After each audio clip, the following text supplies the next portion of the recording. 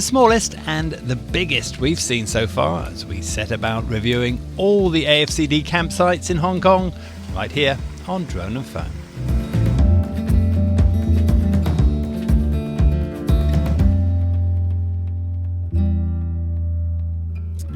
Well, it's another episode of our camping special. We're right up in the northeast of the Hong Kong SAR. What are we doing today? Yeah, today we started from Fanling. The first stop will be Liu Shui Hang. You can see behind, it's so beautiful, the small reservoir. Then we're going to visit 5 camping sites around. We've got 5 to review. Let's get going.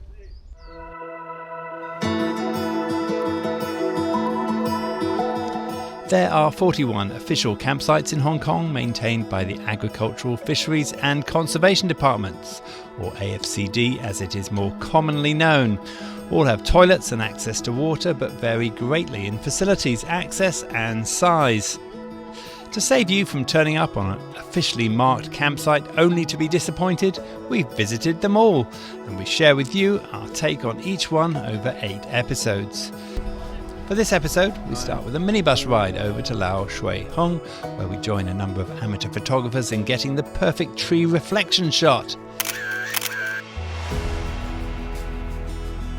So if you're going to this campsite, this is as far as you can go, unless you have a reflection vest, in which case you're allowed to open the gate, apparently. From there, it's a 700-metre walk to our first campsite.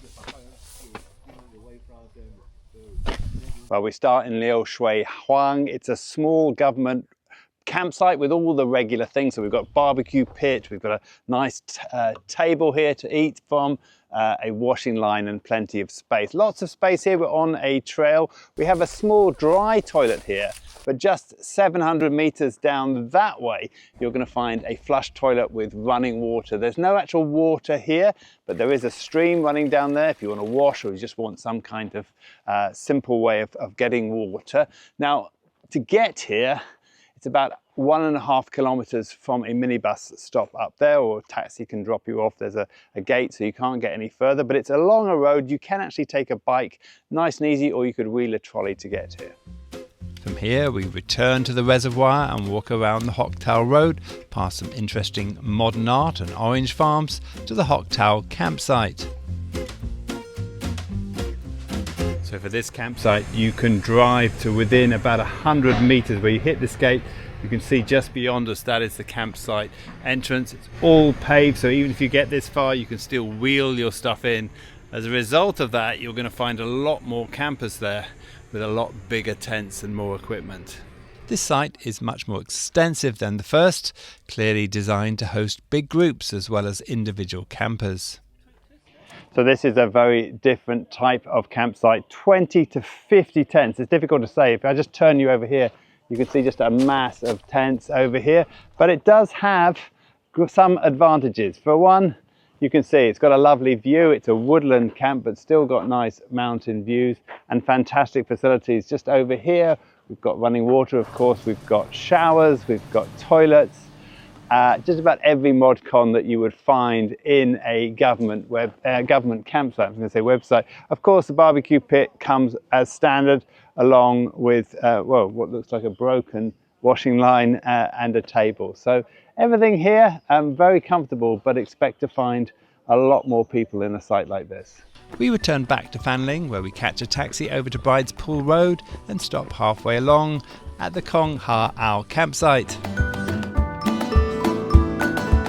So here we have 7 pitches, a much smaller site, again in the woods, but right next to the road. That's quite surprising for such a small site, so you can bring as much equipment as you want. Nice and spacious here, normal setup. We've got tables, a barbecue site, and a washing line over there. Toilets are just across on the other side. These are modern toilets. There isn't a shower, but there is plenty of running water and nice clean toilets. And if we look around here, you're going to see the layout. It goes down in layers as we go down to the road. Leaving the road and starting to hike, we walk over to Samachung campsite. It's one of our favourite hikes with not too much elevation and a perfect spot if you're looking for solitude. Well, this is something different. We've had to hike about 4 kilometers to get here. but it feels much more secluded. Unfortunately, there's only 2 pitches here, but they have most of the basic facilities. Nice to see we've got a bench there. We didn't always have that in some of the more remote places. Barbecue pit, a dry toilet. There's a stream just down below us that's going to allow us to get some fresh water if we need it. It does say portable as well, which means that supposedly you could drink it. If we look over here, let's just see, we've got a nice view over here, but also a little bit of damage from what looks like wild animals who've got into the dustbin. That is not a secure dustbin, not designed for wildlife. And as you can see, this is the first campsite that we've actually hit that has not been completely clean. So that's a good thing to say, really, for most of the others. And I don't think that's humans that have done that. Yeah, 15 minutes later. For our final campsite, we hike back out of the Plover Cove Country Park, this time through Hawktow, and pick up a minibus further down Bride's Pool Road to the Chung Pui campsite. The Chung Pui camping site is huge. Yeah, you can see DJs at the other end of the camping site, and there are a lot here too. It's massive. This site is located on the road with the Plover Cove Reservoir on one side and a sprawling campsite on the other, stretching up the hill behind. Well, this is our final one for today, and this is an absolute whopper.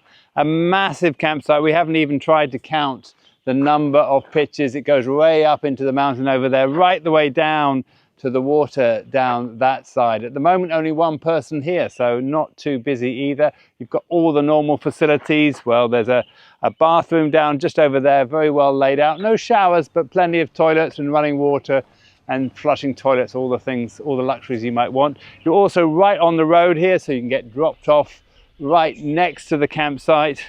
Really quite a nice place, quite open as well, and much bigger than the Hawktow one that we saw previously. From the campsite, it's a short walk down to Tai Mai Tuk, where you can get buses and other transport back to Tai Po. Well, that's it for this series. 5 more campsites. Well, a lot of these quite close to the road. One we had to hike out to. How's it been for you? Yeah, well, we have seen some camp as small as 2 spots to this one, like we don't know how many, 50, 100. Yeah. It's massive. So this is diversity by the road. Plenty of choice, that's for sure. Whatever you fancy, whether you want to be close to the road, whether you want to be with lots of people, whether you want to be all on your own out in the middle of nowhere, it's all here in one of these. Now, if you're finding this for the first time, you're going to find all of our previous episodes nicely catalogued on our website, droneandphone.com, and also on our YouTube channel. For now, my name's DJ. I'm Jack. This is Drone and Phone.